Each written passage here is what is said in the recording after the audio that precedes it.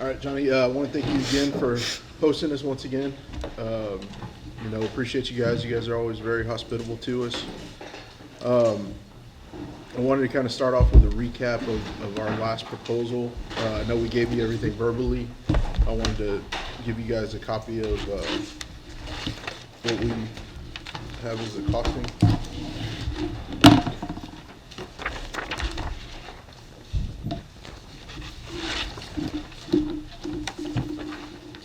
So just to recap here pretty quickly, we have the salary increases with a 7% raise the first year for cadet firefighter base with a 3.25 step progression and a 0.5% progression between ranks. And then 3, 4, and 4 for the remaining years of the contract. We have the half hour of dog handler pay, a half hour of overtime every day for the dog handler pay. The on-call compensation. This is with the adjustment of specialty pay to $160 per month.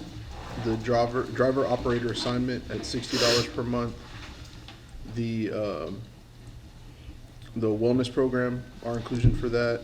The $1,500 firefighter 1 stipend for the firefighter 1s that are at step 4, 5, and 6 as of October 1st. And then the $2,000 one-time payment for the HSA. In addition to that, we have counters for a couple non-economic proposals. This first one has to do with the ambulance rotation.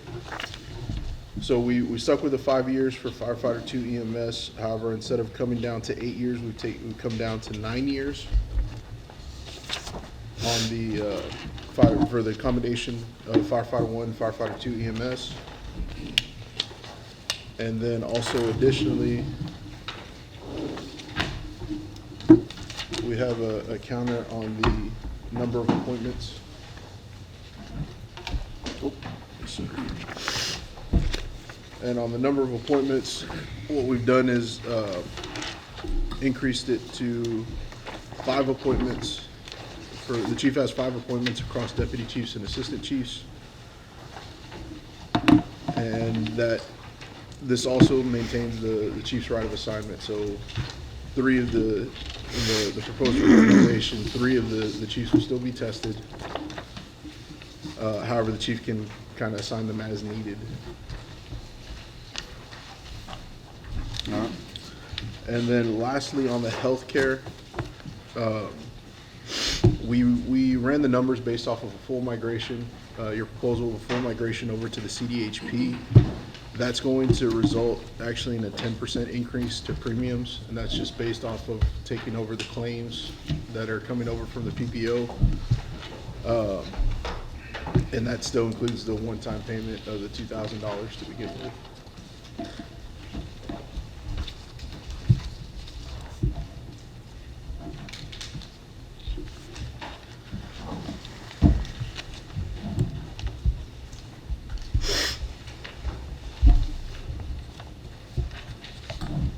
And then also keep in mind, this was part of the proposal, was the drag-up proposal as well. Anything else y'all want? No, I think that's where we're at. On the, I had a question on the driver operator assignment. Mm-hmm. I thought we kind of handshook on $75. So the issue with that is that with this proposal that we've set forth right here, we're kind of maxed out as far as where we're able to go with the budget. Can you walk me through the math real quick, Eddie? If I take 66 times 60 times 12, it's 47.5. Plus retirement. Okay, what's that number? 1286? 12864. 12864? Right. Okay.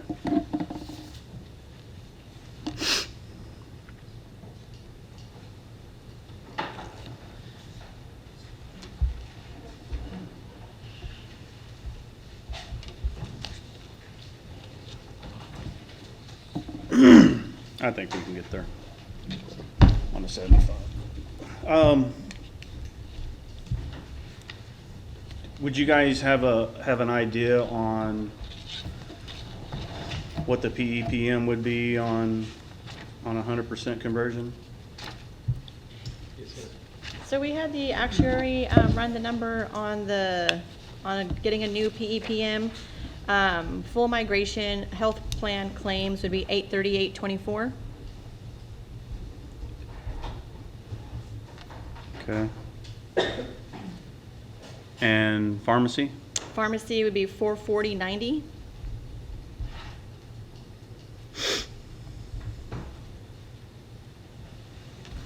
And those two numbers combined are the total cost of the plan less the rebates and all that, I would assume? Yes, and we also take into account the health plan claims and pharmacy claims for retirees, Okay. as What- well as stop loss premiums on Alright, what is all actives and that? retirees. The retirees are in that number? 834? No, they have their own number. Okay, what's their number? 570.67.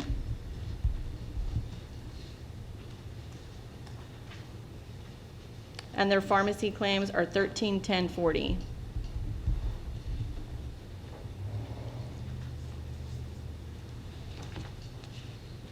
The retirees are a very small group, right? 35 people?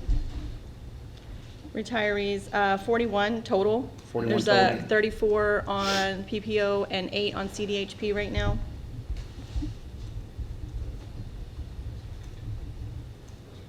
How many on CDHP? 8? I believe 8.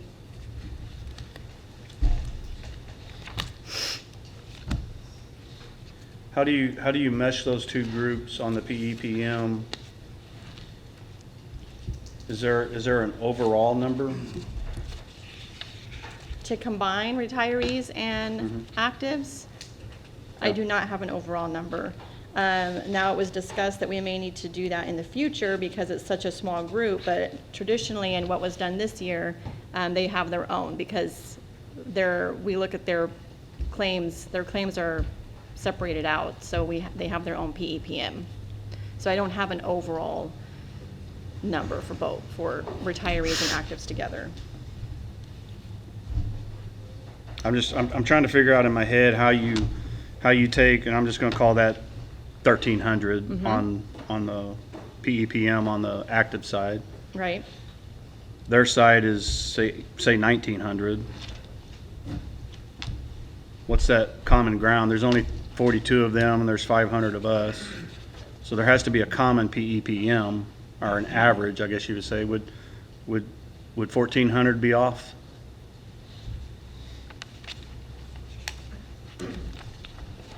On an overall?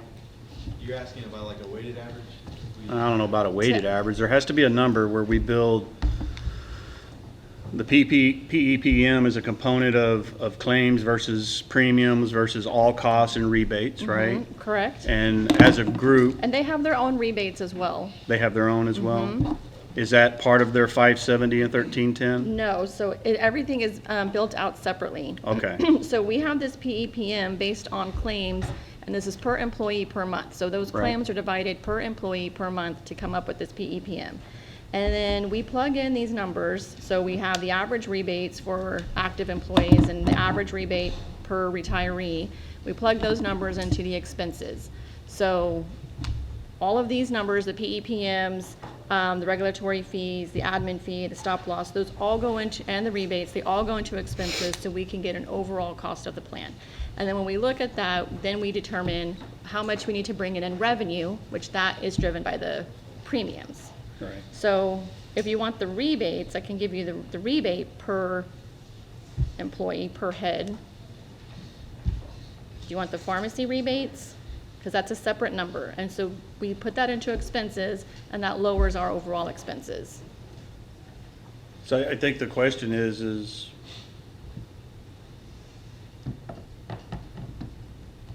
1,400 or 1,450 or 1,500 a safe number for the plan, regardless if you're a retiree or active?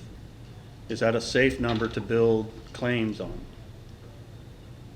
think the answer is yes. And are you asking as a total, you to combine active and retiree, health plan, medical claims, and pharmacy claims? So our insurance plan today has claims and premiums of about 9.1, let's just say 9 million.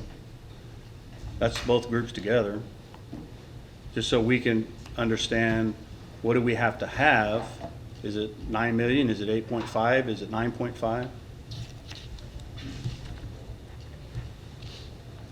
So I cannot give you a definitive answer if the 1,500 is fair, is a fair assessment or not, because you've got a third of the employees on the PPO and 2/3 on the CDHP. So immediately I cannot provide you an answer on that. But, I mean, yeah, you're looking at about 9 million Okay. And that's total. not really changing for fiscal '25? 9 million, 10 million? Mm-hmm. Okay. On the stop loss, could you just give me the stop loss costs on the actives and then the stop loss cost on retirees It's $76.11 per person, regardless if they're active or retiree. per month, or Yes, $76.11 per person per month. that's PPM, right? Correct. PPM. Well, it's PEPM. Oh, it's still the same? Yeah, but if we give you these, this is more generous. And that's not in the 838.24, the 440.90? No. Okay, we that's build- outside of that. Okay. Correct. We build it out in the expenses portion Okay. to help develop the premium. Okay.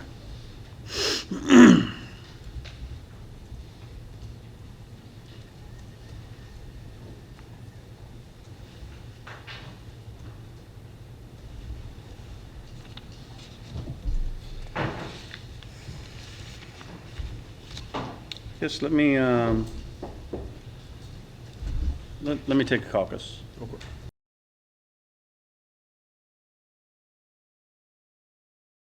Gabe, thanks for letting us caucus. You know, we had a lot of information to digest there.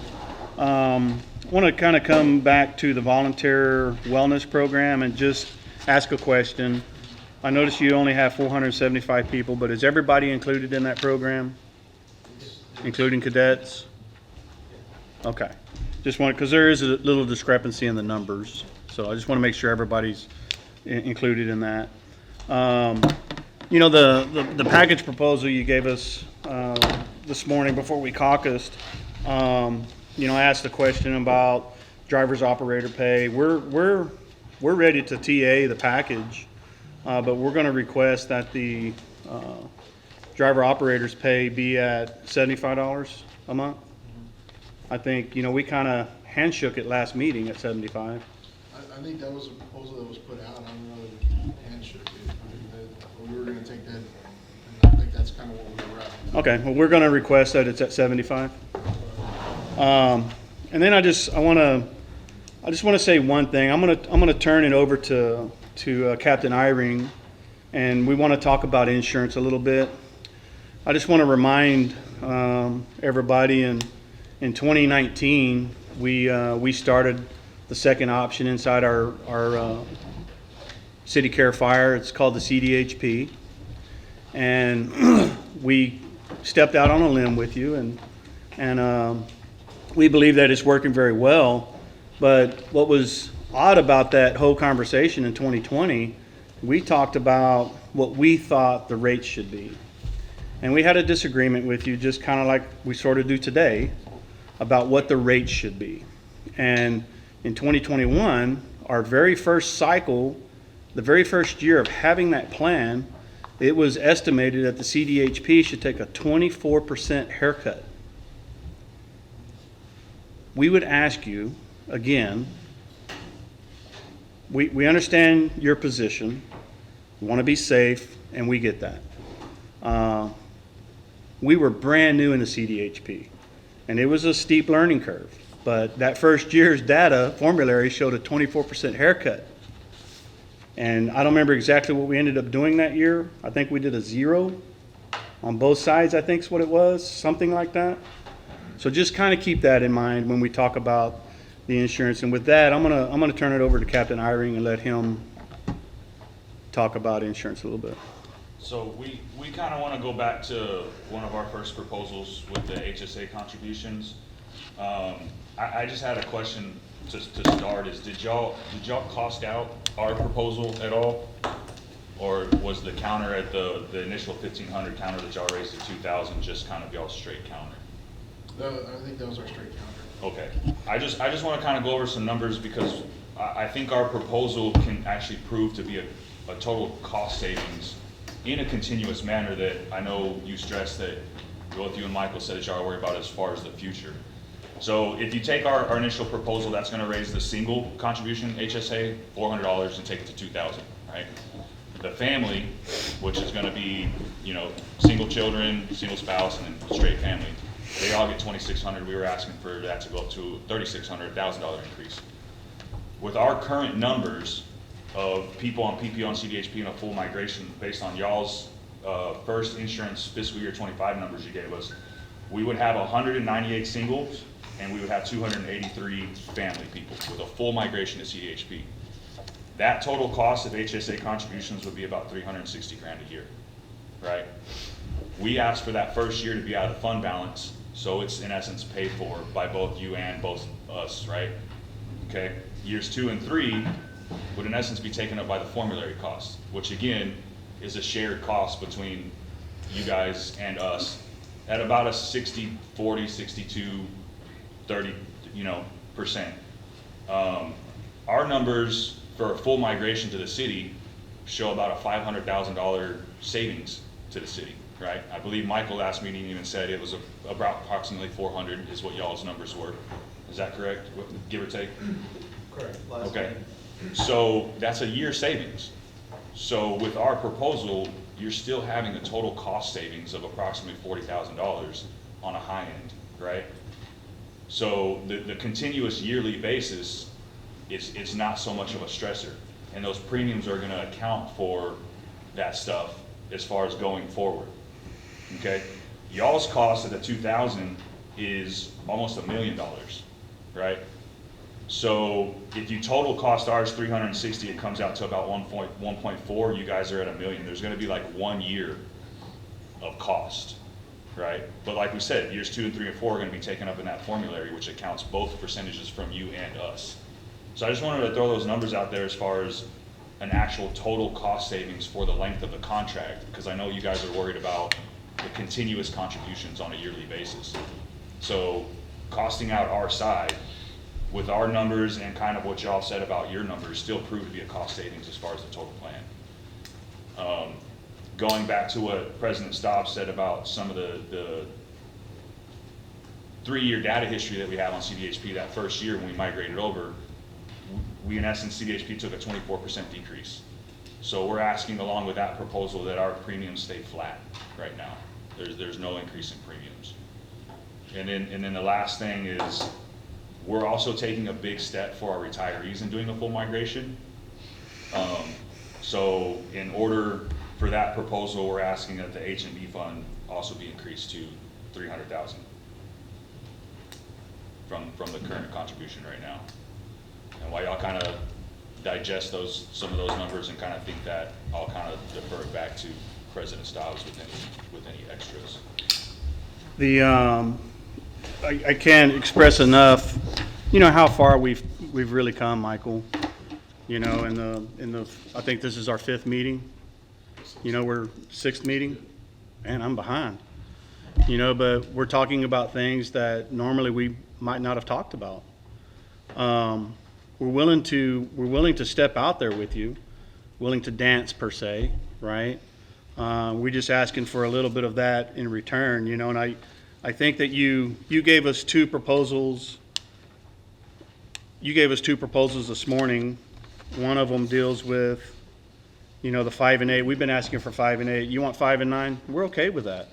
And as a whole, the package proposal you gave us this morning, we're okay with. We have just one little thing to ask, and it's on the appointments. The chief can have those 5 appointments and we keep 3. We want to keep 2 of those tested in operations. He can have 1 of those in operations, which means we would have 1 in administration. We think that's a good compromise. It's that, or I don't know where we go from there.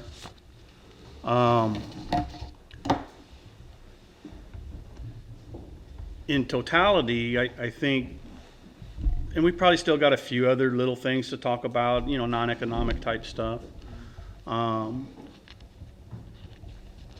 We're open to those discussions. We have been since the very first meeting, just as you guys have. So again, I can't express enough how far we've come in the last 6 meetings.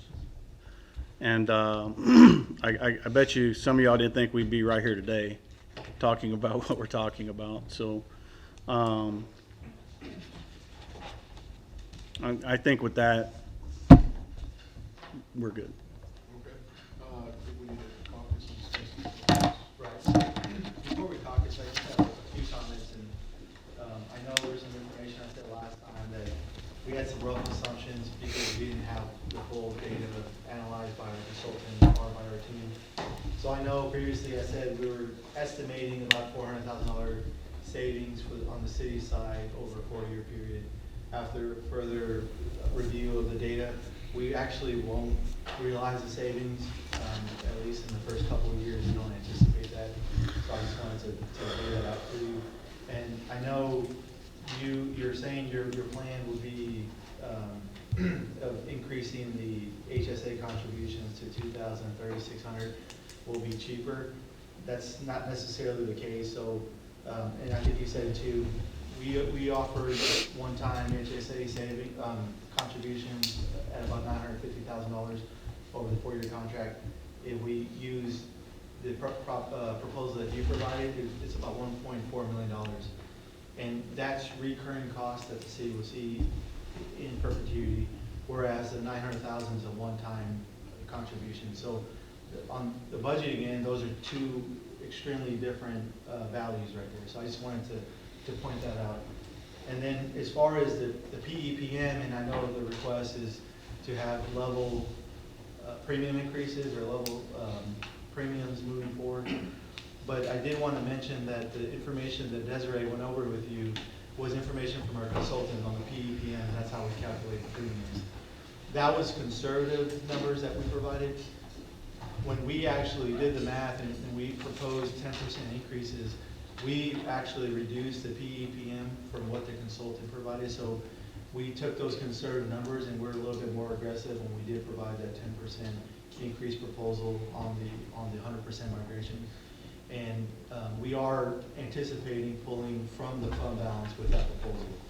So not only would we pull $900,000 for the one-time HSA money, we also would need to pull an additional $500,000 to cover the actual plan. So I just wanted to notate that before we go into caucus and we discuss this, just so as we're in there thinking about it, you have something to chew on as well. That we took the conservative numbers again one last time. We became more aggressive. We pull those PEPM down, which also reduces the potential increase in premiums, and that still came with a 10% increase. So I just wanted to put that out there so that you know that I understand that you guys are going out on a limb on going 100% migration, but so is the city, and we want to give that information to you before we caucus. So. I just kind of want to follow up with that, Michael, and you know, it's not lost upon us, you know, where you guys are coming from, but city has a consultant, we have a consultant. Our consultant, she says exact opposite of what your consultant's saying. It's the same consultant we used in 2020. She was right then. And I have to believe her. And she's not overly aggressive, just like I'm sure yours isn't. So we know that she's being conservative, right? She's telling us that she believes that the savings to the city is $400 and rates should actually go down with 100% migration. And I hope it's not lost on the city. We're talking about our retirees. And I'll say it one more time. We are unlike any other employee group you have. Firefighters are very tight. We live together, we work together, we have birthday parties together, and that includes our retirees. We're a very tight-knit group. And I think where we're struggling a little bit is on the retiree side. We're talking about bringing the retirees with us to the CDHP. Most of those guys, I think 34 of them are on the PPO.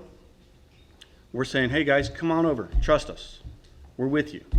So kind of keep that in mind too, that the retirees are a struggle for us only because of our tightness. So with that, I know you guys probably want to caucus. Gives us an opportunity to talk as well. So, all right, appreciate it.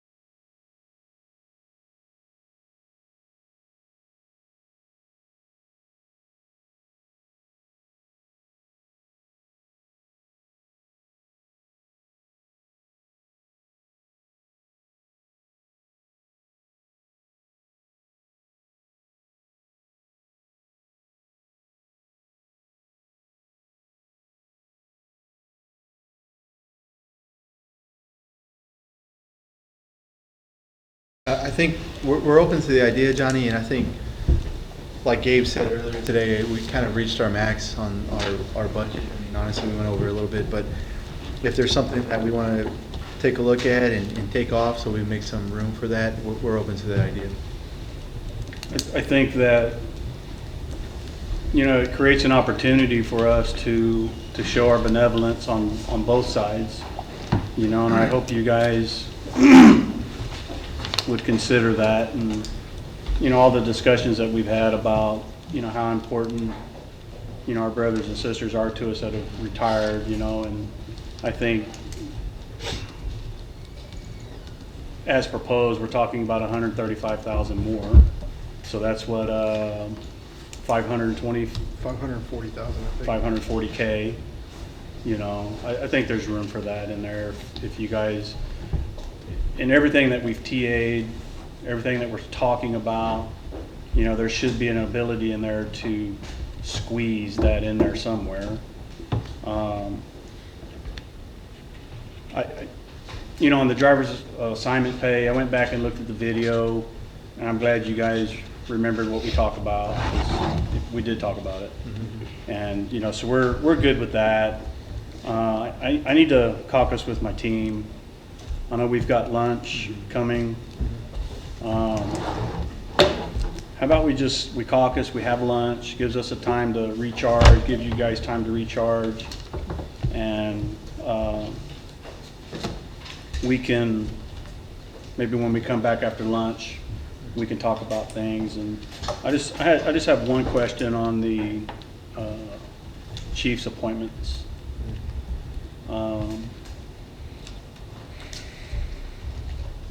You guys are real close. We're real close, right? Why is it so important to have those appointments in operations? Because it's very important to the firefighters. It's, when you're maintaining rank, you know, the rank and the promotion to that assistant chief level, it's not, you know, when you go to that level, I mean, you need to be able to be used, whether it's in operations, or if you have one that's, you know, appointed that might be a great operations chief that we have out there now, that's a battalion chief, one of them gets promoted, and they might be one of the best operations chiefs out there. But just because he's appointed and he earned that right to be appointed, now they can't go out in operations, be in the field. You know, and on the other hand of that, you might have somebody who, you know, does a good job taking a test, or a great job at taking a test, makes their way through the assessment center, but might not be operationally, you know, the best one out there. Or Doesn't make them a bad chief. It doesn't necessarily make them a bad chief, Yeah. but I'm just saying, you know, but there could be you have the great one that's sitting there in admin that because they were appointed and they earned that appointment, now they can't be in operations. And to me, I think you're restricting those members to having that flexibility to, you know, if you wanted to, you know, you wanted to go back to the trucks, but it's like, no, you know, you're appointed, you can't get back to the, you know, the shift work, or vice versa. If you promoted through testing, you'd rather go to a 40-hour schedule, you know, they're bound to that shift schedule because they tested, you know, through the testing process rather than the appointment process. Well, that's But why it's just we're being giving you able the to, one. it's more about the chief having the flexibility to put the right people in the right places that are, you know, to use them, you know, whoever's gonna have the better tools to do the job.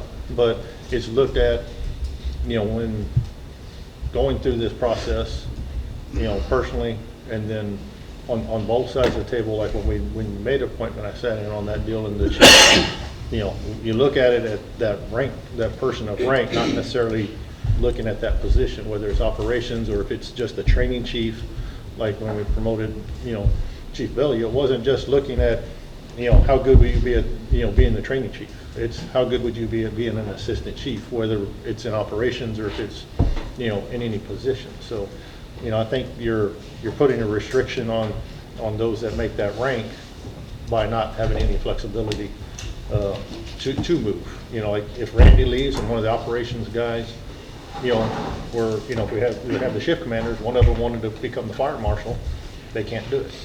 Yeah, and I think under our model, he retains that ability with one of the tested being an administration. And I would beg to differ a little bit on the fire chief's ability. Any appointed can be demoted anytime. They're not doing their job, demote them. Unappointed. Any tested can also be demoted.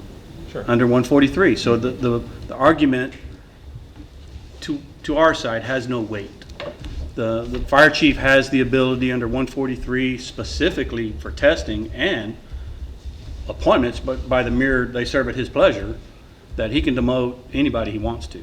And I think we just saw that. So just, that's kind of where we're at. We understand, you know, we're willing to give the one in operations, and in return, we keep one in admin, and it's a win-win all the way around. If I could go through one quick scenario, just make it brief. If you have a tested assistant chief that's not doing a good job, they could be demoted. Or if chief had the flexibility to say, you know what, you might do a better job in training, then chief has the ability to move them over versus just demoting them outright. I see this across the city as a whole, or in an organization where we put somebody in a place and they may not be doing the best job, but they're still doing a good job. just not in the right place, so we have to move them to a different position. So this just allows the firefighter who went through the testing process, went through the assessment center, earned the job, the ability, if they're not doing a good job in operations, the chief has the ability to say, you know what, you're doing a great job, but you're just not doing a good job in operations. Let me see how you do in a different area, in admin somewhere. So I just want to throw out that scenario. It does provide flexibility not only for the chief, but those who test and are earn the position, they have a little bit more flexibility if they're not doing a good job in operations. So I just want to throw that out there so you can consider it. Okay. You know, it would really help if, you know, one of the things that kind of gets lost in the shuffle of the reorg is we call them 623s. I think y'all are calling them FTOs. There's been no firm commitment. I know that's hard to do, right? Because even what we're talking about today needs to go to council. And while I'm thinking about that, even if we were to agree to some type of appointments, we're going to need language written that specifically, if it doesn't happen, it's done. Agreed. So we're going to need that as well. But coming back to the FTOs, what kind of assurances, because to us those kind of scratch our back, we scratch your back, they kind of go together, right? If we're talking about a real reorg, which is what we need EMS supervision. We don't need more assistant chiefs. That didn't come out right. We need them, but we really need the FTOs. We need the EMS supervision. That's one of the things that I hear constantly from the membership, is that we want that person to lean on. And you know what I'm talking about. I think you were 623 at one time. What kind of assurances do we have in that regards to the FTOs? I don't know what y'all are calling them. We're calling it field medical officer. FMOs? But FMO, but. Okay. But I mean, that's part of the overall plan with that whole reorganization, is get them back out there. And that's our plan, and that's what we're gonna push for through, you know, our budget initiatives and things like that. And what's the outlook on that? I mean, you said it, Johnny, it has to go through council. I think we've looked at it and we're supportive of the idea. Just like every budget, we have to see what our remaining budget is available in order to make that happen. There's a lot of priorities out there, so I mean, we feel good about it, but anything could happen. Council could cancel it, they could reduce the tax rate, we could have less money all around. So it's really hard to give a commitment, but Peter, myself, Chief Wade, and the team are committed to that. I mean, I think the council showed their support for us by, you know, approving us to go out after the SAFER grant and adding additional firefighter positions. They're, you know, committing to that, you know, in future budgets and stuff. So I think we have a supportive council. But, you know, like Mike said, I mean, it comes down to money. It comes down to the budget. Yeah. Yes. There's no guarantees to it. And I don't want to tie the city manager's hands either, because, I mean, council could want to reduce the tax rate, and then it's going to be tough for us to add any positions. And at that point, I don't want to make a promise here where we can't keep. But with that said, I mean, city manager has been a big proponent for police and fire, a strong advocate. So I think we've shown that commitment. And I don't think the city manager's the support he's shown, that's not lost on us. Right. When it comes to public safety, he's been above and beyond. And so don't take it in the wrong way. Understood. You know, but maybe those positions are in the 20 people attrition that we seem to keep losing somehow. You know, just yesterday, the fire chief's at council, and it's not a secret. You know, our attrition is 18 to 23. Fire chief's right on the money, and he's been right on the money since he got here. It's 20. And maybe those FMOs come out of that, out of those vacancies. I mean, that's a possibility, and, you know, so just think about that. Yes, and I know what I'm asking you to say, you can't say, because you don't know. Right. We may have, there's no telling what can happen in the next 6 months. We understand that. But we understand the commitment that the fire chief's made. We wholeheartedly understand the commitment Peter Zanoni's, you know, city manager has made, and council. That's not lost on us. So,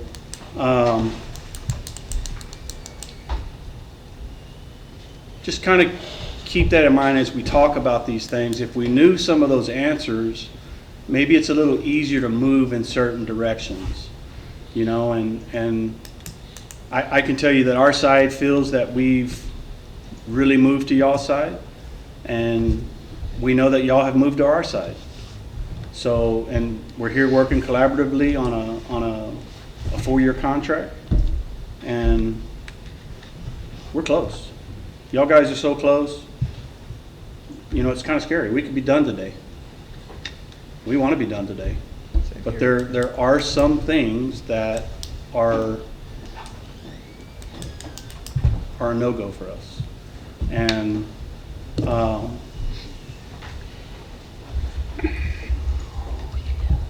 let's have lunch, let's caucus, and we can get back after that. Just one real quick point on that, our counter two, and that's combining it with the 5.9 for those two come together. Okay. Now that you say that, I did have one last thing. Just for clarity, can you retype Article 31, Section 3 for us as y'all want it? Just so we know what we're looking at. Article 31, Section 3.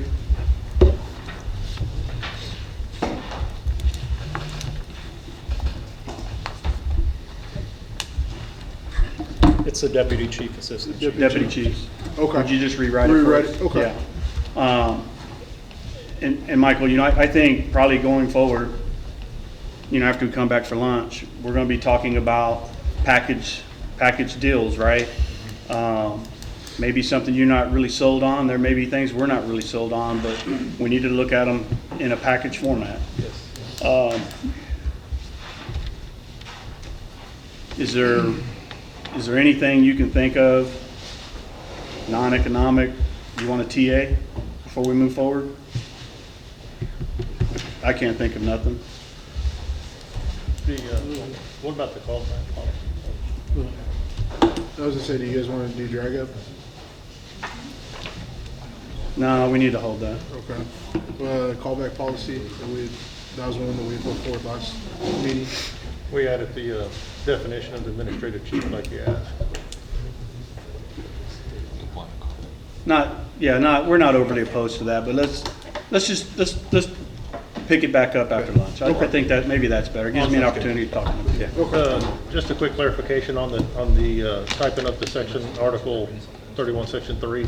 Do you want us to go ahead and add the language that if it does not, you know, did you want that language in there already, or?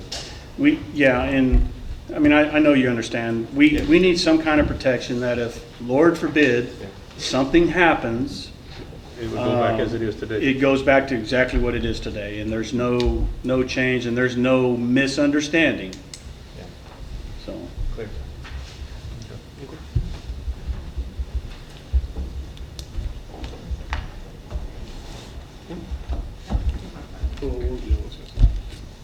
okay?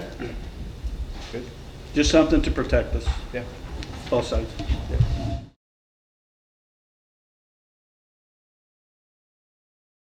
Gabe, thanks for letting us caucus there. You know, I was able to talk with the team. We had a few things on the table. One of them was the assistant chief appointments.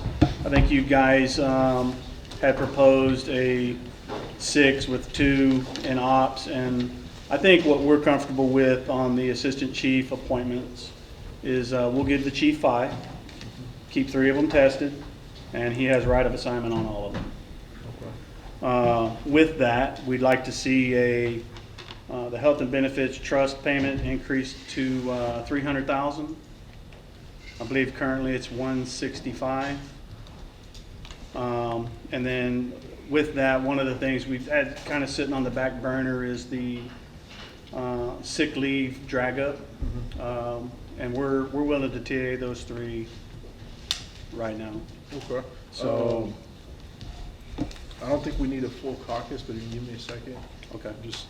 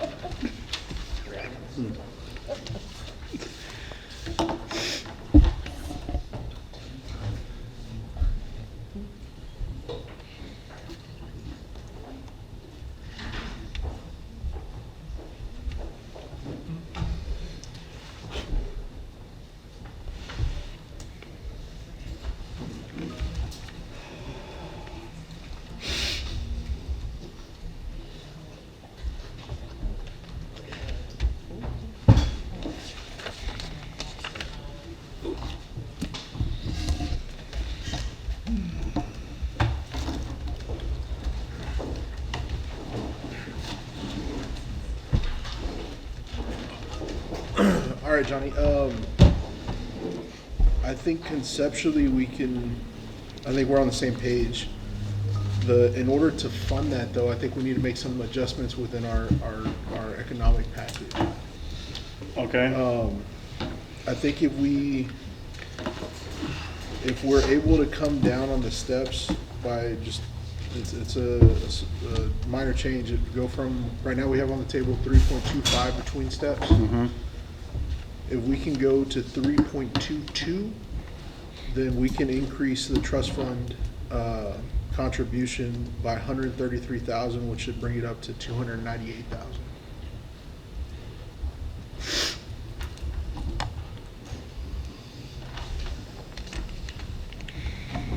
And Gabe, I think we're kind of stuck at the wages.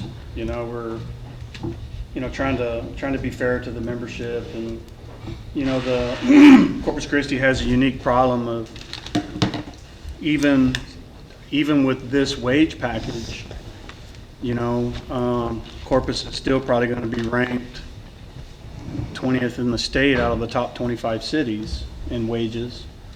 We have a decreasing population that can take our exam. Mainly because, well, for whatever reason, but one of those factors is pay. Why would you come to Corpus and make 50 when you can go to San Antonio and make 65? You get up around the Metroplex, it's even a little more, a little more pronounced.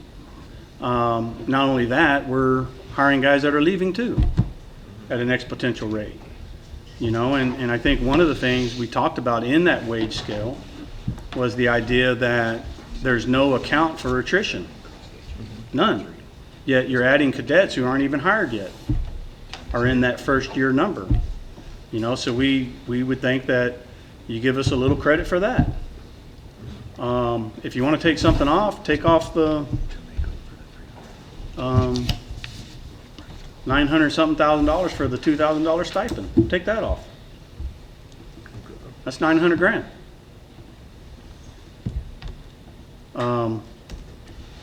We're just on the wages. We're already we're already below where we need to be as far as comparable to. I mean, even to our brothers across the city. We're still. After this, we're still 8 or 9% behind them. So I think on the wage side, I'm not sure that we could do it on that side. Well, I mean, We'd have to find somewhere else. okay, and I mean, that's the area that we're trying to as I stated earlier this morning, we're kind of at our limit as far as what our budget is, so now we got to play within that amount.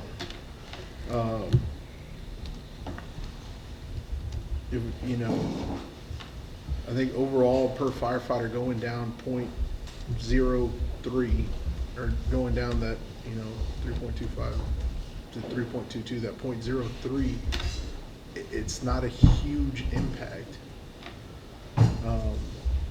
per firefighter. I don't disagree, but apparently it's at least $500K. Yeah. And I mean that's $500K. but that's across I- 4 years. I get that. Yeah, but still, at the end of the day, it's 1%. And I think that's kind of the way we are looking at it. I mean, there's another avenue. I mean, take it out of the specialty assignment.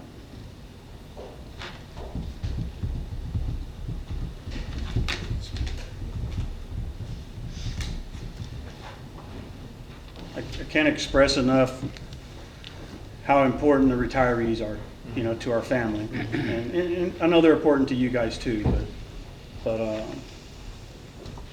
what we still got to talk about on the insurance side, we need something to help bridge that gap. You know, and the health and benefits is the easiest way because we can't necessarily control the premiums. You know, the formulary does that. So,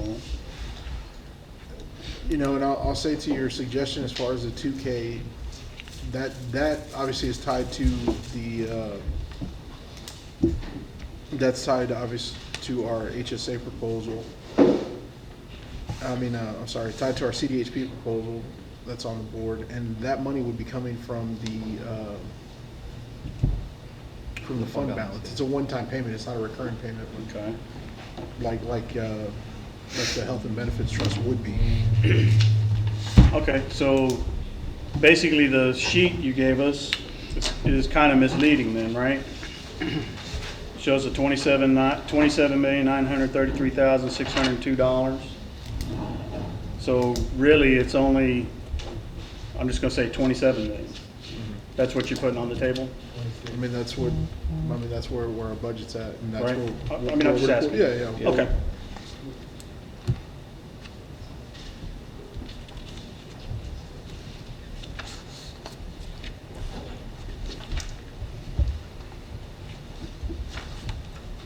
Okay.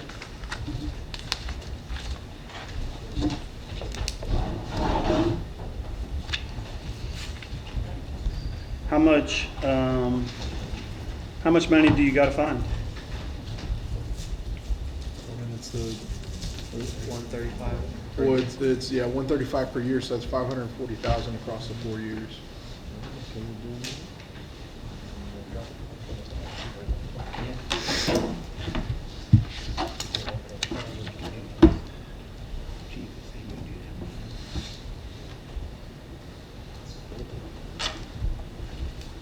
Okay.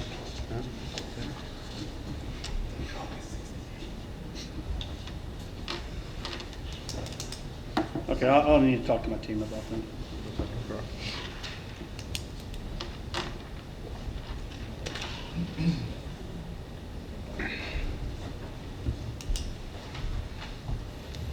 All right. Do you have something? No, I think we're.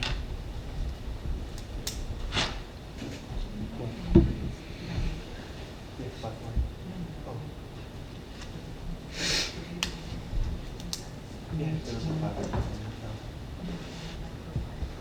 Oh, 4 or 5 bucks. Some of it.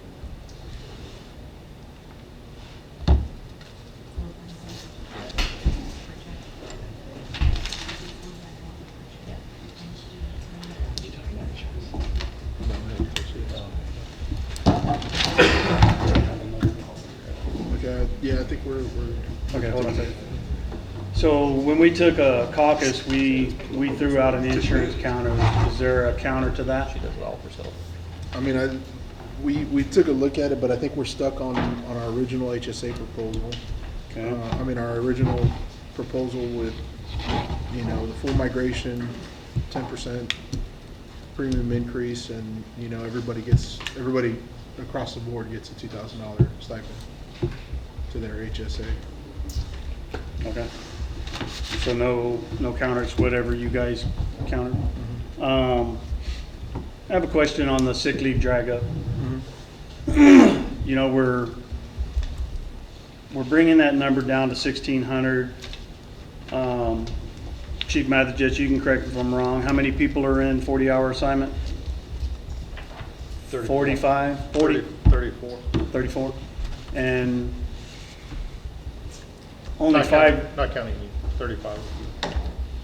You didn't count me? Remembered you. For 30 of our members, it's actually a decrease in the benefit from our current contract, the way it's interpreted. There has to be some kind of credit. I just call it a credit. I don't know what else to call it. For that. Bringing that number down to 100. And I think you guys have said before that it's a wash. And it can't be a wash. 35 is more than 5, no matter how you slice it. So is there some kind of accounting for that we can see?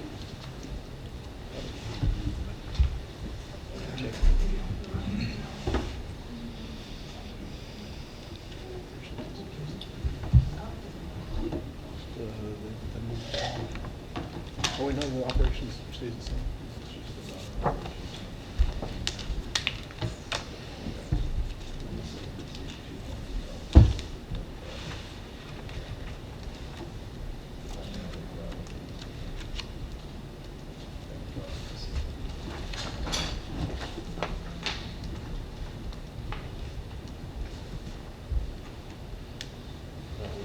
So, Johnny, I'm not sure we have a answer right now for you, but to your question, I mean, I think what we've been negotiating back and forth is including that as part of everything that we provided in this overall package. So I think at the very end to say, hey, we should get a credit for this, or we should get a credit for that, I think that's already inclusive of our overall compensation package that we have on the table.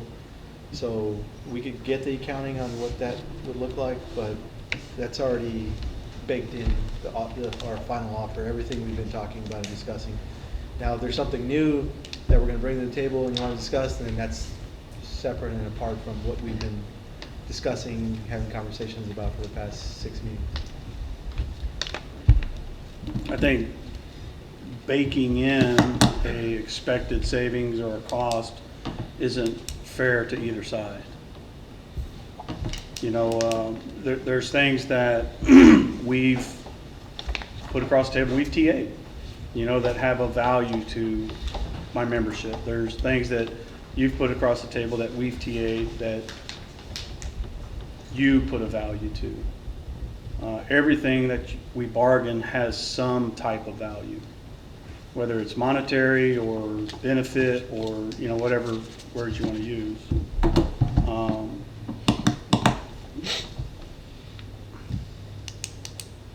It just seems a bit unfair that it's baked in. Well, I think that, to your point, that's exactly what I'm talking about. There's been back and forth, TAs that benefit the fire side, that benefit the city side. And at this point, I mean, we've already considered, talked about it, included it as part of our discussion.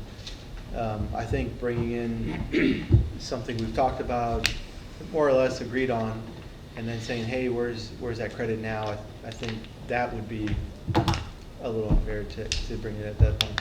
Well, I think that's kind of why we've been holding on to it, because we haven't been given a value for it. I want to say you guys, maybe 3 meetings ago, were okay with it, and then at a certain point you kind of held on to it. I mean, I'm not sure what happened exactly, but I think if we got a verbal that, okay, we're good with it. So unless I might be mistaken, but. Yeah, I mean, those are our understanding.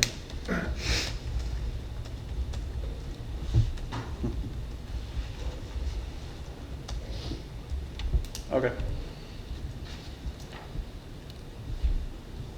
I mean, just off the top of my head, I think that number's probably 150 to 200K. Easy. Just guessing.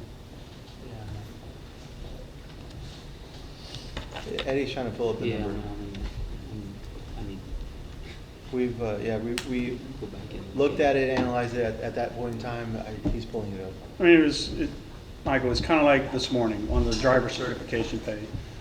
Last meeting at 1 hour and 55 minutes, we both agreed $75.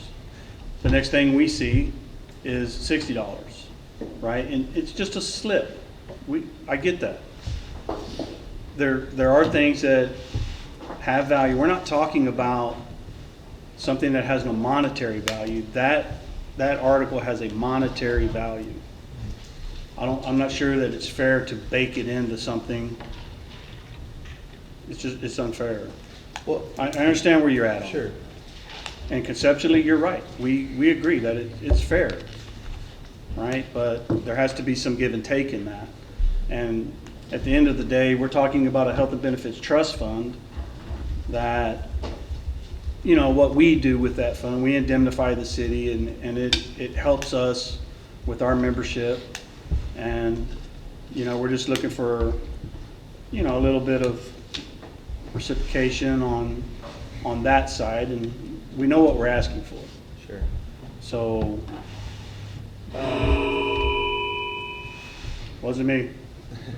Johnny, really quick on that, the driver operator pay, I believe you, but my recollection, I didn't go back and watch the tape, was we came with an offer. You said that you basically don't agree with that. I don't know if we ever said that we do agree with the $75. I think we walked away saying we'll take a look at it, but that's neither here nor there. At the end of the day, we came back and said, okay, we'll meet you there. Yeah.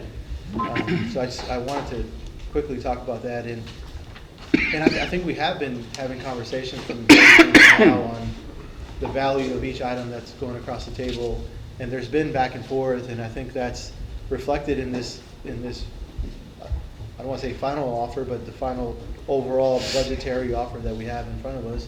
Again, we're open to making some changes and maybe taking some things off and adding some, but we've reached our budgetary max on this, so I think, we feel like we have a very fair proposal, and I think right now we're at the point of, if you want to add something, okay, great, let's talk about it, but we have to make room for that, so that's where we're at this point, and we're trying to be creative with you, so. Okay. I need to talk to my team.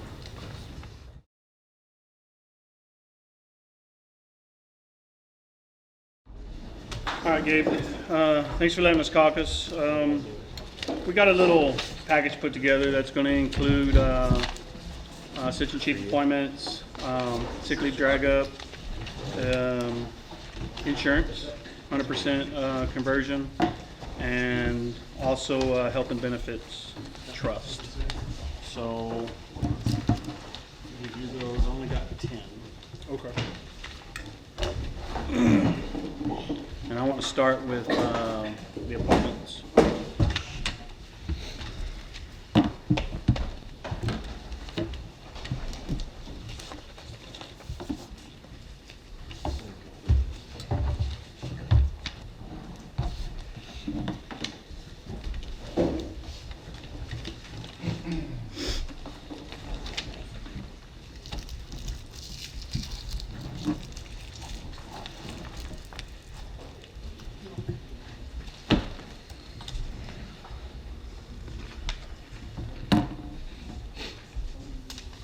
Your table ready? Y'all got it?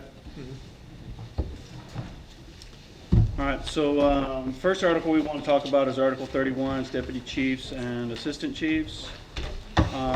We're okay with the 5 appointments at assistant chief and deputy chief rank. 3 of those will remain tested. 3 of the 8, I'm sorry. 3 of the 8 remain tested, and the chief has the right of assignment on those. Okay. What we still need a little bit of help on is if for some reason it didn't get past budget or council, that whatever we have right now would not change at all. Okay. So we just need a little bit of help with that language. And the next one I want to talk about is the sick leave drag up pool. I believe this was your guys' proposal, and again, I want to emphasize that we believe that there's a little bit of cost savings here. I know you guys say it's baked in, but as it's written, we think it's fair, and we'd be okay with that in this package. The next one is the health and benefits trust fund. After our discussion and before we went to caucus, we'd like for you guys to reconsider that at $250,000. We'd also ask you guys that as we get into the next article, which is I guess insurance, just keep in mind that what we're trying to do is not only protect our membership and our retirees, but working towards 100% conversion to.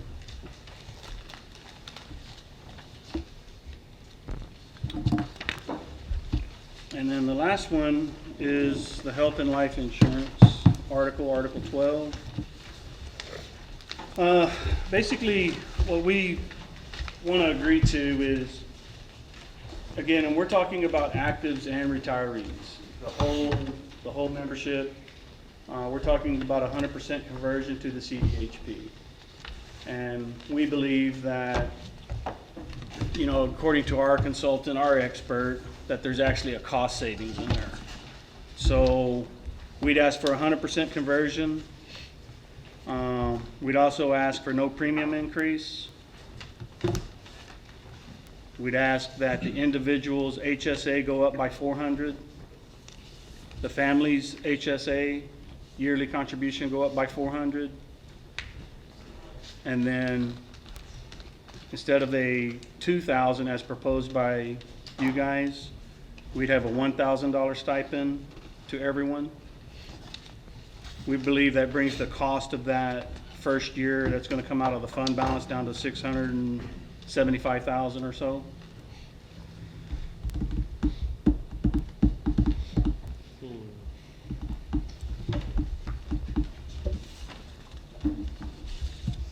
You want a color copy?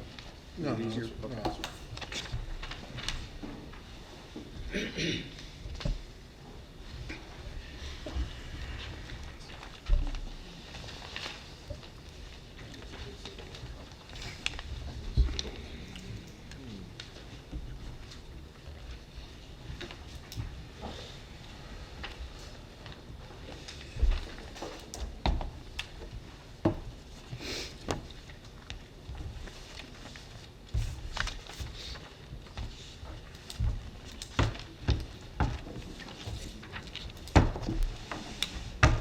I want to just bring it up one thing, Gabe.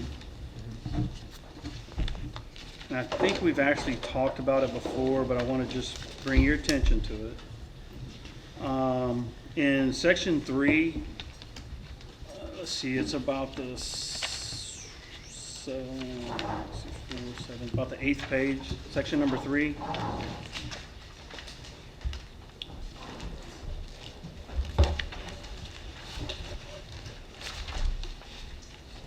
Right there at the bottom of that paragraph on first section 3, it talks about firefighter who enrolls in the fire CDHP at any time after the fiscal year begins due to a qualifying event will receive a full HSA payment for the remaining part of that fiscal year.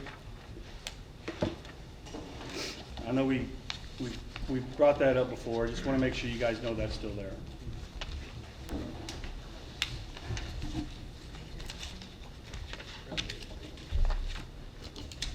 And I think that, Michael, when we swapped to the CDHP initially, you know, we had that small learning curve. In 22 and 23, the CDHP was actually due a decrease. And, you know, we did what we did, but what we're asking you to do is let year 1 work itself out. It's going to, the formulary after, you know, in October of 26, actually in July of 25, I'm sorry, the formulary is going to tell us what the premium should be. We think that they may go up minimally, if not stay flat, based on our calculations with our expert about, and we differ in this, we understand that, but let it work the year. We'll be good stewards. We'll educate our membership. We'll do all that things. I'll work with benefits to make sure our membership and our retirees understand what's in their best interest. So that's what we're asking about. You know, the CDHP has shown that it's able to do either stay flat or have decreases. I don't think that's lost on any of us. And we're just asking you, let the first year work out and let's see what it does.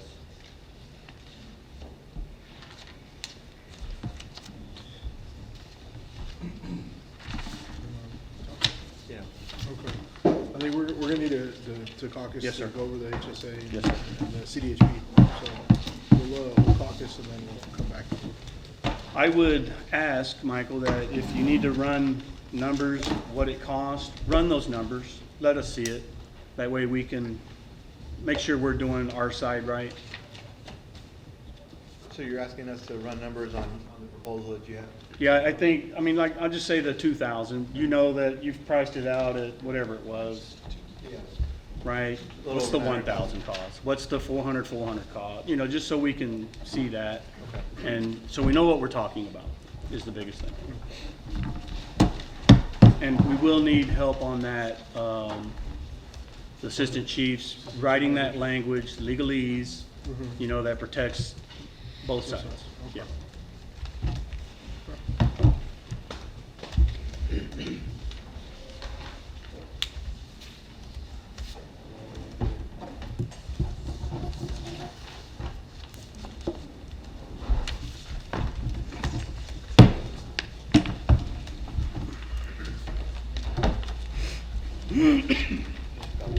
Yeah, we're gonna, Y'all caucusing? yeah, we're gonna.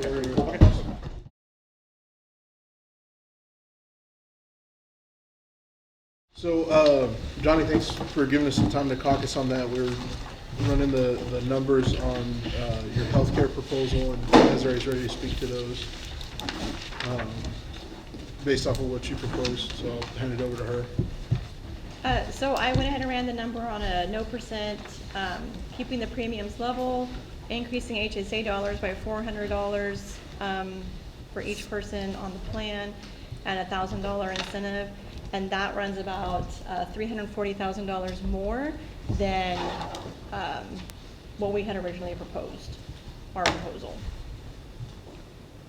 Of the 930, 962. 962 No, that was the overall cost of the overall? plan. Okay. Correct. Yeah. So it increases the cost by about $340,000. To what number? Well, we are looking at, when we were pulling it, it pulls 1.9. The total plan cost, it was like 10 million or something? Yeah, I didn't write it down. Did you write the total plan cost down? No, I didn't do that.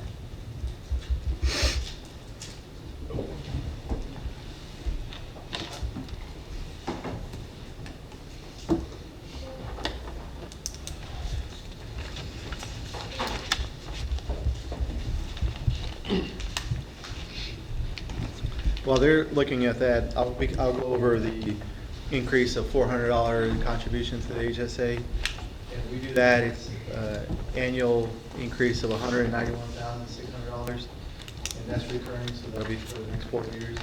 And then decreasing the one-time payment of $2,000 per employee, going down to $1,000.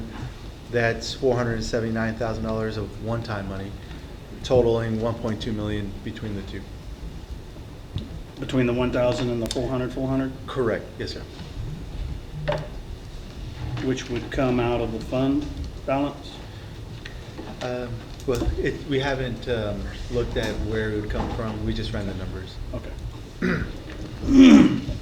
Okay, so if we're running, based on your proposal, which is level premiums, $400 increase to HSA, and $1,000 one-time HSA incentive, that brings the plan cost to $9.7 million.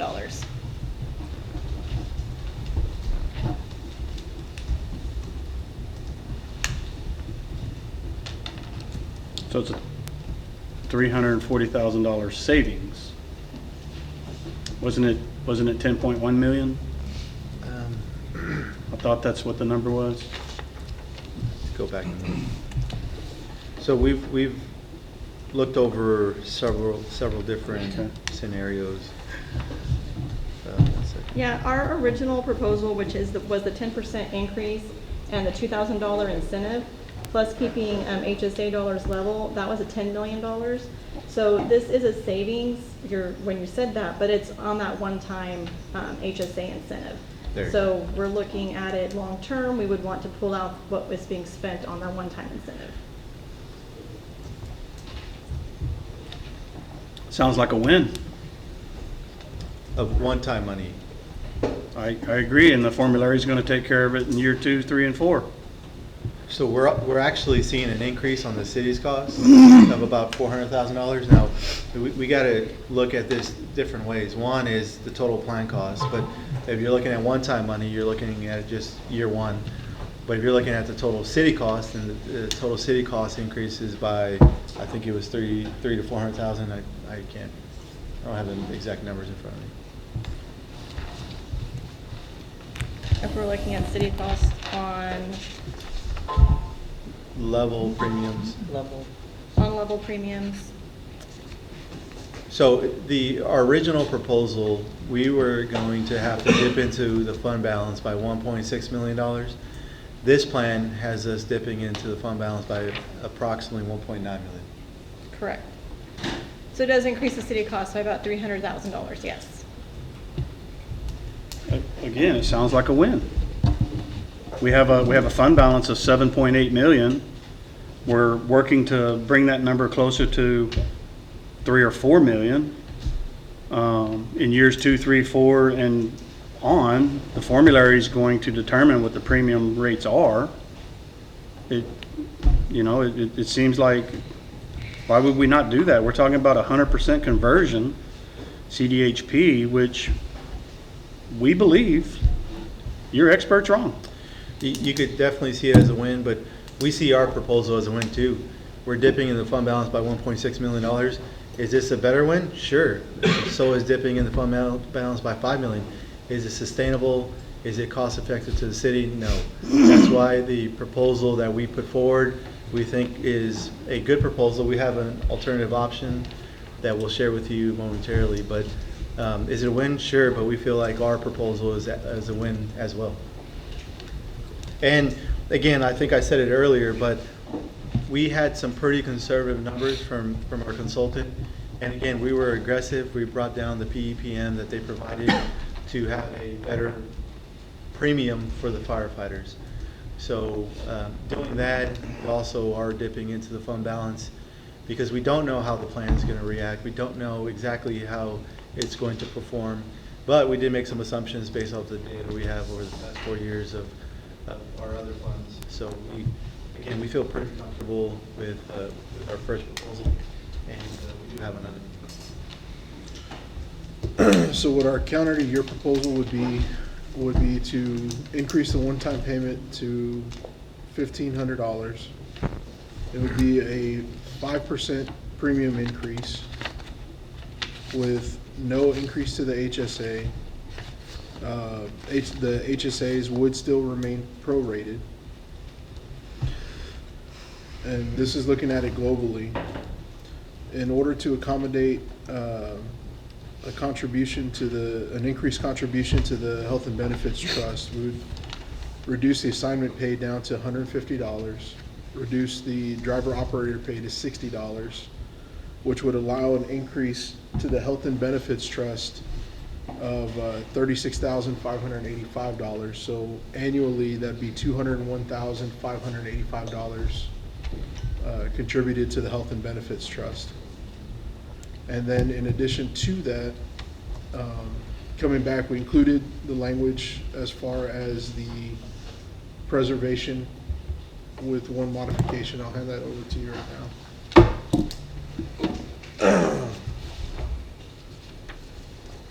So it has the 5 appointments to deputy chief, and then at the very bottom, in the event that the request is denied, we agree that the fire chief gets 4 appointments.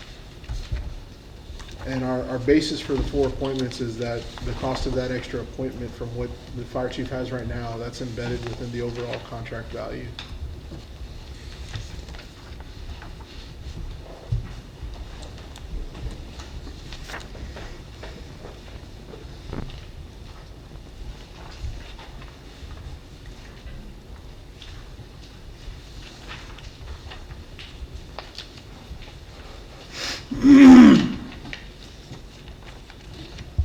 Okay.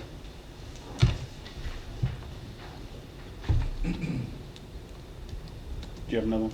No. I'm sorry, I thought you had another one.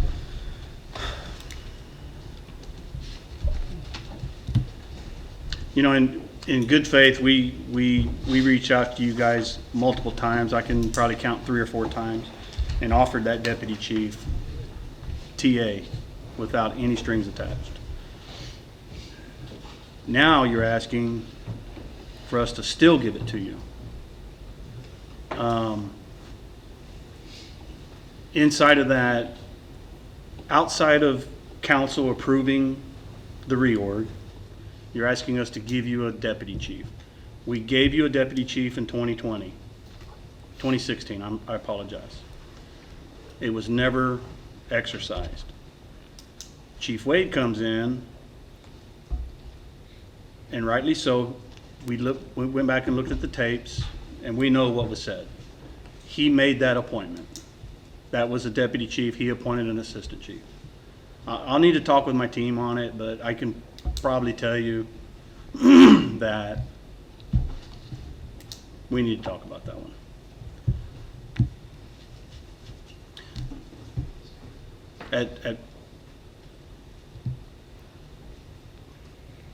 At what point is the firefighter important, right?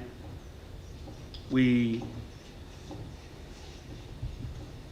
look at the wage proposal as we presented. We struggled with the first year, wondering why that number was 10%, maybe even 15% higher than what we estimate. The answer we got, no disrespect, was unacceptable. That you're adding cadets who aren't even hired. Yet we're not getting credit for the 20 guys that even Chief Wade said as late as yesterday are going to retire. Where's the credit for those? To me, it's a wash. It is what it is. It's just like the way we run our health and benefits trust fund. There's a day certain. You know that on this day, this number is that number. I don't know what's going to happen in October when the new dollar amount takes effect. I have no clue, but I know what it is today. And we build our model like that. And it ebbs and flows. I think that I think we have the wage proposal overpriced. We're okay with it. We go and we look at the sheet you provide us, and we're curious, why does one line say 475, the next line says 479, and we're still talking about 505? What's our number? The one number that's constant is 455. That's our authorized complement, I think, right? 455. That number's constant. It doesn't change unless council approves a change. These numbers are kind of all over the place. It's 480 here, 500 there, it's only 481 here, and it changes a little bit. So it's hard to see the math, and you kind of come back to the wage scale in that very first year only. I think initially you guys had priced our proposal at 5.1 million.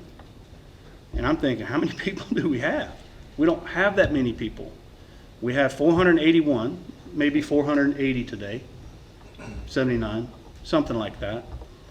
We know they're going to hire. We know guys are going to retire. Those two incidents are 3 months apart.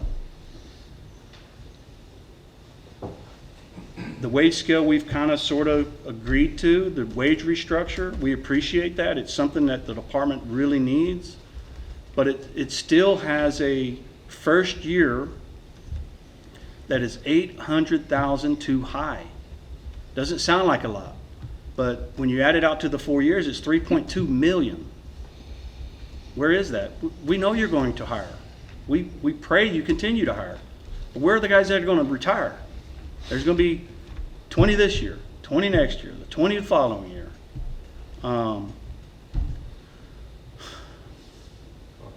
I need caucus.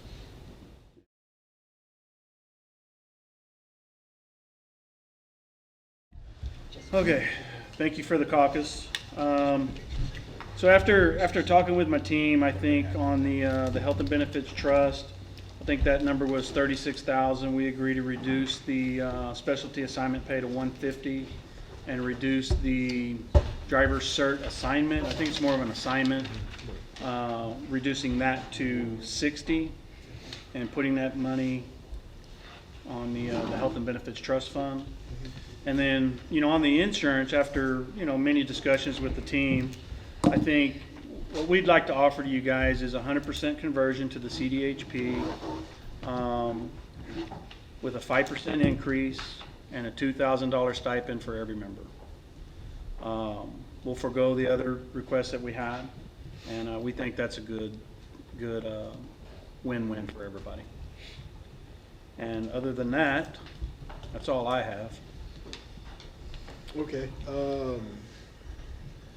I think we're gonna caucus real quick to Okay. discuss that, and then we should be coming back with something. Okay? All right.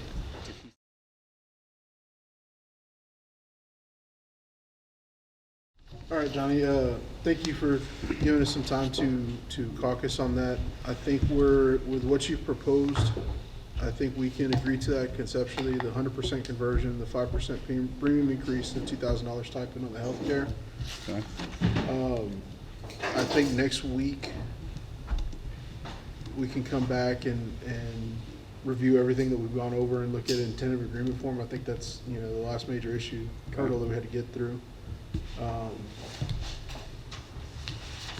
I think that's pretty much it. I think, Were we okay on the specialty pay, driver assignment pay for the H&B? yeah, we're good on that. Okay. Yeah, the $150 for assignment pay and then the $60 driver operator pay. Okay.